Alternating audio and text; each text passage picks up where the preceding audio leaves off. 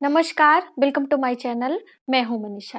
दोस्तों, आज की वीडियो में हम जानेंगे कि गुरुवार का व्रत हमें कब करना चाहिए। जैसे कि अभी लास्ट वीडियो मैंने आपको गुरुवार व्रत के दिन हम माता लक्ष्मी का पूजन कैसे करें अगहन मास में, तो आप सभी ने जानना चाहा है कि जो प्रत्येक गुरुवार होता है इसका व्रत हमें कैसे करना चाहिए, व्रत की शुरुआत कब करनी चाहिए, कितने व्रत हमें करने चाहिए, व्रत के क्या नियम हैं। ये सभी महत्वपूर्ण जानकारी आज के इस वीडियो में हम आपके साथ शेयर करेंगे। तो वीडियो पर आप इन तक बने रहें जिससे सभी जानकारी आपको डिटेल में प्राप्त हो और आप अच्छी तरीके से भगवान बृहस्पति देव का पूजन कर सकें। चलिए वीडियो की शुरुआत करते हैं। दोस्तों, यदि आप हमारे चैनल पर पहली बार आए हैं तो चैनल को सब्सक्राइब जरूर करें। सब्सक्राइब करने के लिए बेल आइकन को प्रेस करें जिससे हमारी वीडियो की नोटिफिकेशन आप तक सबसे पहले पहुंचे। दोस्तों, यदि आपको अपने कुंडली का आकलन करवाना है तो आप हमारे इस व्हाट्सएप नंबर पर संपर्क कर सकते हैं। व्हाट्सएप नंबर हम आपके कमेंट के बाद ही देंगे जिससे आपको सुविधा हो, और ऐसे फ्लैश नंबर करने से हमें बहुत सारी परेशानियों का सामना करना पड़ रहा है।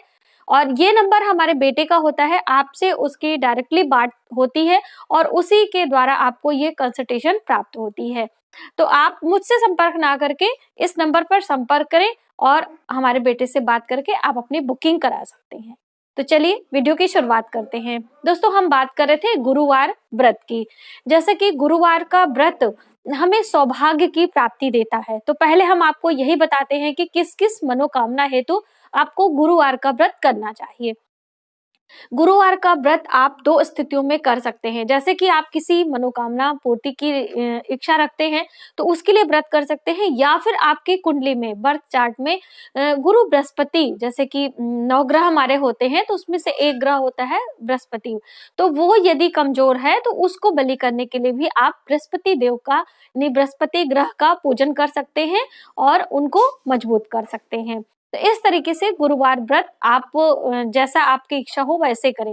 गुरुवार व्रत करने से हमें सौभाग्य की प्राप्ति, संतान की प्राप्ति, और सरकारी यदि नौकरी आप चाहते हैं तो भी आप गुरुवार का व्रत रखें। उच्च शिक्षा की प्राप्ति चाहते हैं, जैसे कि हायर एजुकेशन यदि आप इच्छा रखते हैं तो भी आपको गुरुवार का व्रत करना चाहिए। गुरुवार का व्रत करने से हमें बल, बुद्धि, विद्या और ज्ञान सभी चीजों की प्राप्ति होती है। तो जैसे कि सभी के मन में ये प्रश्न उठता है कि हमें गुरुवार का व्रत कब शुरू करना चाहिए। तो गुरुवार का व्रत आपको किसी भी माह के शुक्ल पक्ष से शुरू करना चाहिए। ये हमारे लिए बेहद शुभ होता है। किसी भी व्रत की शुरुआत यदि आप कर रहे हैं, जो वीकली होते हैं, हफ्तावारी जिसे व्रत कहा जाता है, आप सोमवार व्रत शुरू करना चाह रहे हैं या फिर प्रदोष व्रत शुरू करना चाह रहे हैं, तो आप शुक्ल पक्ष से ही शुरू करें। जैसे कि महीने में 2 पक्ष होते हैं, 15 दिनों का कृष्ण पक्ष होता है, 15 दिनों का शुक्ल पक्ष। तो शुक्ल पक्ष से ही किसी भी व्रत की शुरुआत करें, और उसके बाद जो व्रत के नियम होते हैं उसे आपको जरूर फॉलो करना चाहिए। तो व्रत आपने शुरुआत कर लिया, अब आपको कितने व्रत रखने हैं ये भी जानना जरूरी है। तो गुरु का अंक जो है 3 होता है, तो आपको इसे 3 वर्षों तक लगातार अपनी जो मनोकामना है उसकी पूर्ति के लिए 3 वर्षों तक व्रत करना चाहिए। और वैसे तो 16 गुरुवार व्रत करने का भी विधान बताया जाता है, तो आप अपनी सुविधा के अनुसार जैसे आपकी इच्छा हो आप 16 गुरुवार लगातार कर सकते हैं, या फिर आप 3 वर्षों तक भी यह व्रत कर सकते हैं। लेकिन सबसे महत्वपूर्ण बात, आप चाहे 16 गुरुवार का व्रत करें या फिर 3 वर्षों का व्रत करें, उद्यापन विधि आपको दोनों ही स्थितियों में करना चाहिए। किसी भी व्रत को आप कर रहे हो तो उसमें उद्यापन विधि करना बहुत ही आवश्यक होता है। यदि आप उद्यापन नहीं करते हैं, केवल व्रत करके बीच में छोड़ देते हैं, तो इससे आपका व्रत संपूर्ण नहीं माना जाता है, वह अधूरा रहता है। इसलिए चाहे आप सूक्ष्म तरीके से ही, यदि आपकी सामर्थ्य नहीं है, बहुत सारे लोगों की बहुत सारी परेशानियां भी होती हैं, तब आप ऐसे में थोड़े में ही उद्यापन आप स्वयं से ही घर पे कर सकते हैं, किसी भी व्रत का उद्यापन। या फिर आप भव्य तरीके से कर सकते हैं तो पंडित पुरोहित बुलाकर विधिवत तरीके से भी उद्यापन कर सकते हैं। तो आप अपने सामर्थ्य के अनुसार इस तरह से उद्यापन करें। अब हम बात करेंगे कि इस व्रत में हमें क्या खाना चाहिए। जैसे कि किसी भी व्रत में हम जल और फल या निर्जला या फिर अन्न का सेवन करते हैं, तो हर व्रत के अलग अलग नियम होते हैं। तो गुरुवार के व्रत में पहला नियम होता है कि आपको नमक का सेवन नहीं करना है, बिना नमक के ही मीठा भोजन आपको लेना होता है। और भोजन कब खाना है ये भी ध्यान में रखना है, जैसे कि आप दिन भर व्रत रखेंगे और जब सूर्यास्त हो जाएगा उसके बाद आपको कुछ भी नहीं खाना है। सूर्यास्त से पहले ही आपको जो पीले भोजन ग्रहण करने होते हैं उसे आपको ग्रहण कर लेना होता है। इस तरह से यदि आप नियम से रखते हैं तो आपकी मनोकामना जल्द पूरी होती है, साथ में आपको सूर्य देव की भी कृपा प्राप्त होती है। इसलिए आपको सूर्यास्त के बाद कोई भी जल और फल फलाहार कुछ भी नहीं लेना होता। जो भी आपको खाना पीना है आप वो पहले ही खा लें। अब खाना क्या है, तो व्रत में आपको नमक का सेवन नहीं करना है। आपको इसमें बेसन जैसे कि चने दाल से बना कोई भी भोजन आप ले सकते हैं, मीठा हो। आप बेसन का हलवा बना सकते हैं, लड्डू बना सकते हैं, बेसन की पूरियां बना सकते हैं, बेसन की रोटियां भी बना सकते हैं। तो इस तरह से आप कोई भी चीज आप आहार में ग्रहण करें। और पूजन के बाद एक समय आपको अन्न का ग्रहण करना होता है। दिन में आप जल और फल ले सकते हैं, आप दूध भी पी सकते हैं। बहुत सारे लोगों के मन में भ्रांतियां होती है कि हमें दूध का सेवन नहीं करना होता है, लेकिन आप दूध ले सकते हैं। सफेद दूध का ना सेवन करके थोड़ी सी उसमें हल्दी मिला लें। पीला आहार हमें ग्रहण करना होता है तो आप थोड़ी सी हल्दी मिलाकर इस तरह से दूध का सेवन भी कर सकते हैं। लेकिन ध्यान रखने योग्य बातें हैं, जैसे कि आपको नमक का सेवन नहीं करना होता है, उसी प्रकार से आपको जो फलों में केले का फल होता है, जैसे इस दिन हम केले के वृक्ष का पूजन करते हैं। किसी भी दशाओं में यदि आप अपने ग्रहों को मजबूत करना चाहते हैं उसके लिए भी, या फिर आप सुख समृद्धि या किसी मनोकामना के लिए कर रहे हैं, तो भी केले का पूजन अति आवश्यक बताया गया है। केले की जड़ में हमें हल्दी वाले जल से सिंचित करना चाहिए और वहीं पर हो सके तो आपको आसन लगा के और गुरु बृहस्पति देव की प्रतिमा रखकर पूजन करना चाहिए।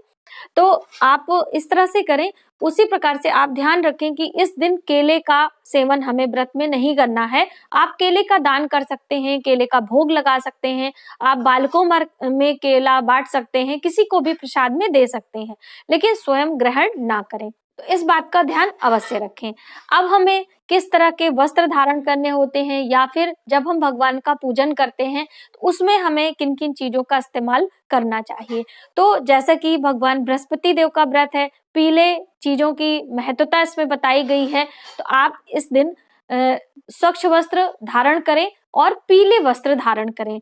पीले वस्त्र चाहे पुरुष हो या स्त्री हो या कन्या हो, जैसे कि सभी लोग इस व्रत को कर सकते हैं, तो उसी प्रकार से आप को पीले वस्त्र धारण करना चाहिए। जैसे बहुत सारे पुरुषों की समस्या होती है कि जैसे ऑफिस वगैरह में पीले या इस तरह से चटक कलर नहीं पहन सकते हैं, ऑड लगता है, तो ऐसी दशा में आप पीले रंग का रुमाल या पीले रंग का कोई भी चौकोर टुकड़ा हो, आप अपने पॉकेट में ऊपर वाली जेब में रख लें।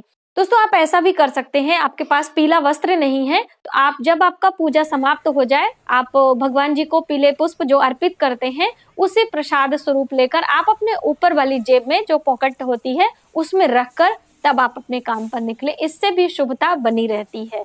और इस दिन हमें भगवान को क्या क्या चीजें अर्पित करनी चाहिए वो भी हम जानेंगे। उसके पहले महिलाओं के पास यदि वस्त्र नहीं है तो वो पीले रंग की चुन्नी ओढ़ सकती हैं। वैसे आप कुछ भी पीला साड़ी हो या फिर आपके पास शॉल हो, जो भी चीजें हो, आप पीले रंग का जरूर अपने पास रखें। इससे आपके ऊपर भगवान बृहस्पति की कृपा बनी रहती है और आपको शुभ परिणाम प्राप्त होते हैं। दोस्तों पूजन में आपको जैसे कि पीले आसन का चुनाव करना चाहिए हो सके तो, या ऊनी आसन आप रखें। पूजा में हमेशा ऊनी आसन का प्रयोग करना चाहिए।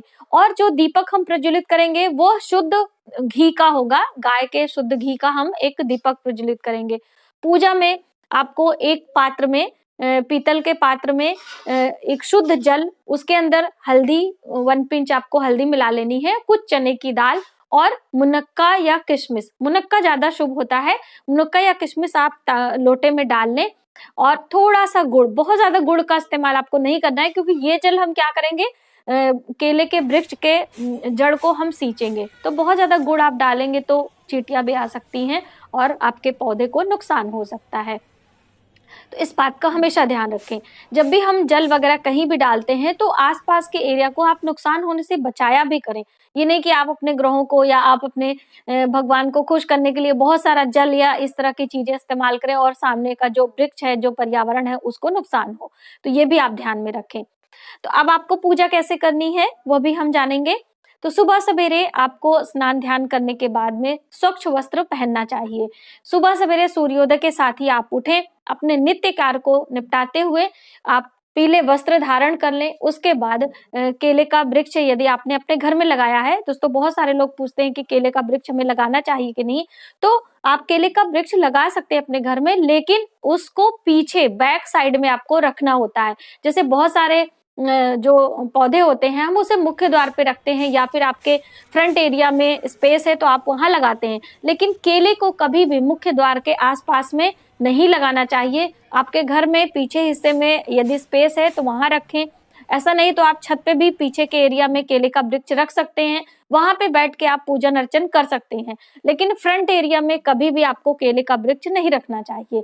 और यदि ऐसा नहीं है तो आप केले के वृक्ष की प्रतिमा, जब हम भगवान बृहस्पति देव का पूजन करते हैं या विष्णु भगवान की, तो उसमें प्रतिमा में केले का वृक्ष बना होता है, तो वो भी करके आप पूजन कर सकते हैं। या फिर आपके घर के आसपास मंदिर हो तो पूजा के बाद आप एक लोटा जल वहां उस वृक्ष में हल्दी वाला जल सिंचित कर सकते हैं। तो इस तरह से बहुत सारे ऑप्शन हैं, जो भी आपको सही लगे आप इस तरह से उस दिन पूजन कर सकते हैं। और इस दिन आपको जहाँ पे मान लीजिए आपको केले का वृक्ष मिलता है तो बहुत अच्छी बात है, नहीं है तो उस प्रतिमा में केले का वृक्ष बना होता है, आप अपने घर में ही स्वच्छ स्थान चुने, हल्दी वाले जल से वहां पे शुद्ध करें गंगा जल के साथ में, और एक ऊनी आसन बिछाकर भगवान बृहस्पति देव का पीले का आसन देते हुए उन्हें एक चौकी पर विराजमान करें और सभी चीजों को लेकर धूप दीप यानी पंचोपचार विधि से पूजन करें। भगवान को पीले पुष्प अर्पित करें, भगवान को हल्दी और केसर का तिलक आप लगाएं। एक चांदी के पात्र में थोड़ा सा केसर और गंगा जल और थोड़ी सी 1 पिंच हल्दी डाल के एक अच्छा सा पेस्ट तैयार करें। ये एक प्रकार का विशेष चंदन होता है जिसे हम भगवान बृहस्पति को लगाते हैं और स्वयं को भी लगाते हैं। आप अपने घर में बृहस्पतिवार के दिन सभी बच्चों को लगा सकते हैं। जो विद्यार्थी होते हैं उन्हें इस तरह के चंदन का इस्तेमाल जरूर करना चाहिए, इससे शुभता बनी रहती है और उनका ज्ञान बढ़ता है, भगवान गुरु बृहस्पति की कृपा बनी रहती है। तो ये एक विशेष प्रकार का उपाय भी आप इसे करें। हमने अपने वीडियो में बताया है, कई वीडियो मैंने आपको गुरु बृहस्पतिवार का व्रत कैसे रखना है, क्या है केले के पेड़ की पूजा कैसे करनी है, वो मैंने आपको बताई, लेकिन ये वीडियो आपके रिक्वेस्ट पे मैं बना रही हूँ क्योंकि वो वीडियो शायद आपको नहीं मिल रही है। इस तरह से ये चंदन आप ले और भगवान को चंदन अर्पित करें। और भोग में जैसे मैंने आपको बताया कि बेसन से बनी मिठाइयां आप घर में बना सकते हैं या फिर आप मार्केट से मंगा सकते हैं। और चने की दाल, भीगी हुई चने की दाल और गुड़ और मुनक्का भोग में आप लगाएं। और ये भोग आपको जब आप शाम को भोजन करने लगेंगे तभी प्रसाद ग्रहण करना है। एक ही बार आपको अनाज का सेवन करना होता है, वो भी सूर्य के रहते रहते, यानी कि सूर्य छिपने से पहले जो भी ग्रहण करना आप ग्रहण कर ले। इस तरीके से आप पूजा पर बैठें और भगवान को पंचोपचार विधि से पूजा करें। उसके बाद आप कथा पढ़ें, जो बृहस्पति भगवान की कथा पुस्तक आती है उसमें कथा रहती है, कथा पढ़ना चाहिए। उसके बाद गुरु भगवान की आरती करनी चाहिए। आरती के बाद आपको बैठ के मंत्रों का जप करना चाहिए। मंत्र आपको हम स्क्रीन पर दे रहे हैं और मंत्र के लिए कौन सी माला का इस्तेमाल करना है वह भी आप जाने। इस दिन आपको हल्दी की माला का इस्तेमाल करना चाहिए। जैसे मैंने आपको हल्दी का प्रयोग हम कब कैसे करें उसमें बताया था, हल्दी की माला आप अपने घर में बहुत आसान तरीके से बना सकते हैं।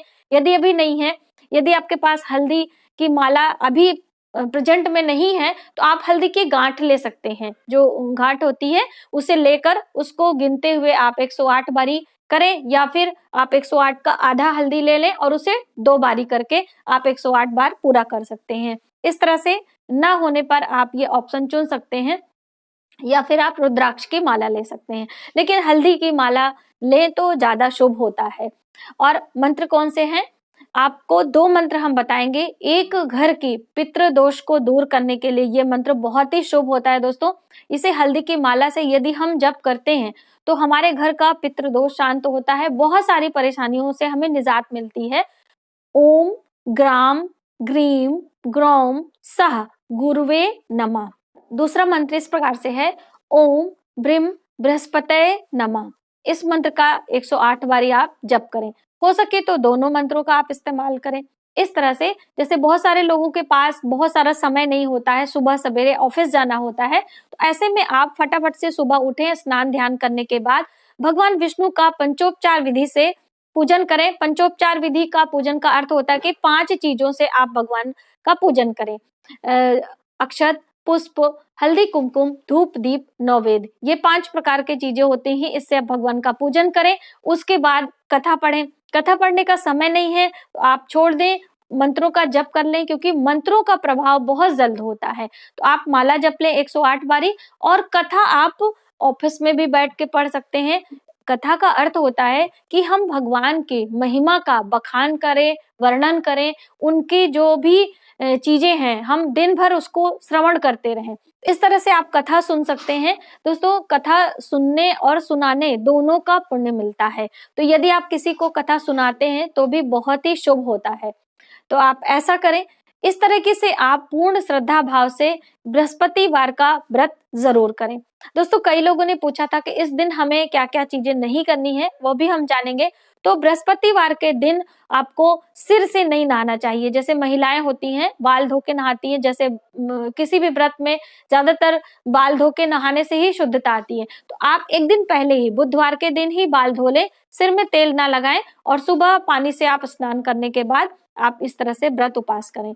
और इस दिन आपको अपने नाखून नहीं काटने चाहिए। यदि पुरुष भाई हैं तो अपनी सेविंग यानी छौर क्रिया नहीं करानी चाहिए, सेविंग वगैरह, हेयर कट वगैरह नहीं कराना चाहिए। महिलाएं भी इस दिन पार्लर वगैरह, जैसे अब हमारे शास्त्रों में इसका विधान नहीं, क्योंकि पहले पार्लर नहीं था तो पार्लर का उल्लेख नहीं आता है, लेकिन आप अपने से ही इस दिन पार्लर ना जाएं, और ना ही अपने वस्त्र जो होते हैं ड्राई क्लीन को हम देते हैं तो हमें नहीं देना चाहिए। ये सभी कार्य ना करें। जैसे कि प्रतिदिन का काम, बहुत सारे लोग कहते हैं कि इस दिन झाड़ू नहीं लगाना चाहिए, इस दिन पोछा नहीं लगाना चाहिए। ऐसा नहीं है। बिना साफ सफाई के, बिना झाड़ू पोछा के आप जो है अपना पूजा कैसे करेंगे? तो जो आप रूटीन में कर रहे हैं, जो आपका रूटीन है सुबह सवेरे, जैसे कि पूरे घर में एक बार झाड़ू लगता है, फिर पोछा लगाया जाता है, उसके बाद हम स्नान ध्यान करते हैं, तो वो कार्य आप करें। स्पेशली आप जैसे जाले ना साफ करें, कहीं विशेष प्रकार की सफाई है, उसे आपको नहीं करना चाहिए। इस बात का आप ध्यान रखें।